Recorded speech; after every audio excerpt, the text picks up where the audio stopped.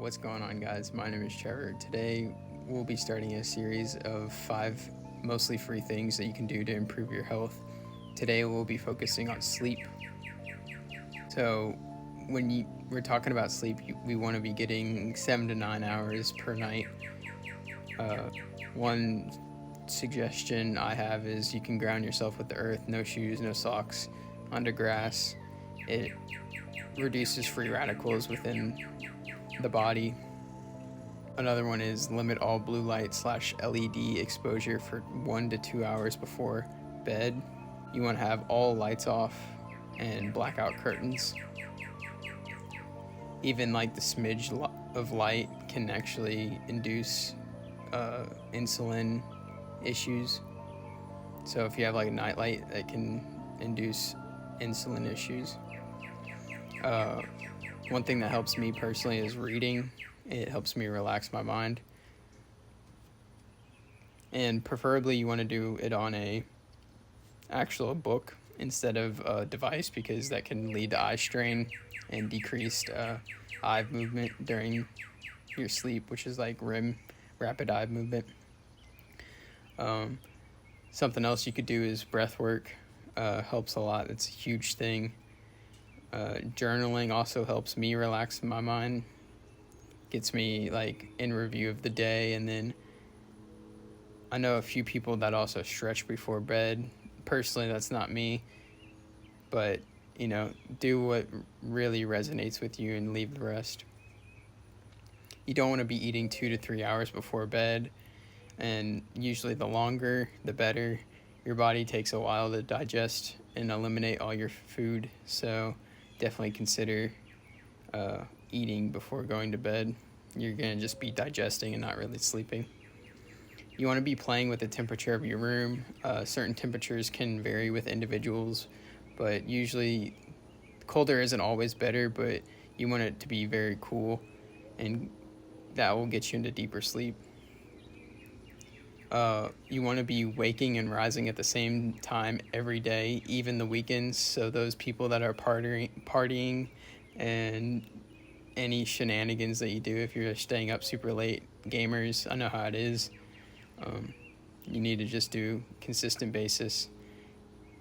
Every day you wake up at the same time, no matter what. Attempt to see the sunrise, sunset, and maybe midday sun to dial in your circadian rhythm and keep it in check. I know that's sometimes it's not a viable thing that you can do, but it helps even if you can get in one of those 3, especially the sunset. You want to be avoiding some supplements and foods that stimulate the mind, such as like chocolate, because it has caffeine, and theobromate. I think it's theobromate or something of that nature. Vitamin D, maca root. Those are all very stimulating things for the mind, and you don't want to be taking them before bed.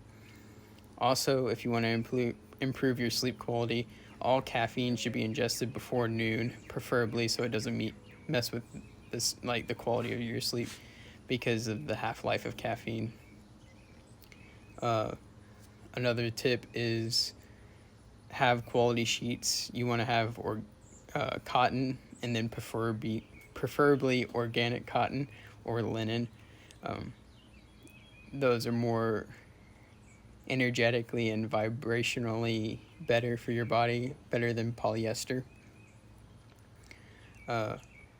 This is the most important one of the entire list, so you can disregard everything. And if you don't follow this one thing, you might as well just throw everything in the garbage and throw your sleep into the garbage.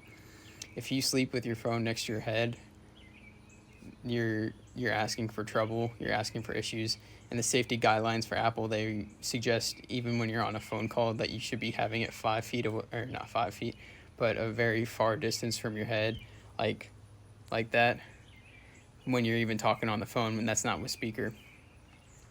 So definitely have your phone in the other room on airplane mode, and if you use your clock on your phone for that, you're gonna have to find out another situation. I use mine like it's in the open, and if it wakes someone else up, it wakes someone else up. But you can do maybe not a digital clock, but like some type of alarm that will go off that's not really so electronic, I guess you'd say, or like has high EMF around your head. Another thing that you want to do, or I suggest you doing, is you want to be having your next day structured or written down in some type of form. This will help ease your mind and not really allow your mind to go and drift off into what ifs of what if this or what if that happens tomorrow. You want to have a good structure and outline and be confident in it and don't stress about it. And finally, the last tip is try to give yourself a little bit more love. I know we can look at the next day and feel like we have so much to do, and we can kind of be boggled down by that and even can lead to self-hate. So please love yourself a little bit more. And that's not to cope with your vices, but definitely, love yourself properly. So thank you for joining me. I know this is a longer video, a longer short, and I tried keeping it quick, concise, and follow for tomorrow. We'll be talking about movement and kind of going over the basics. Peace.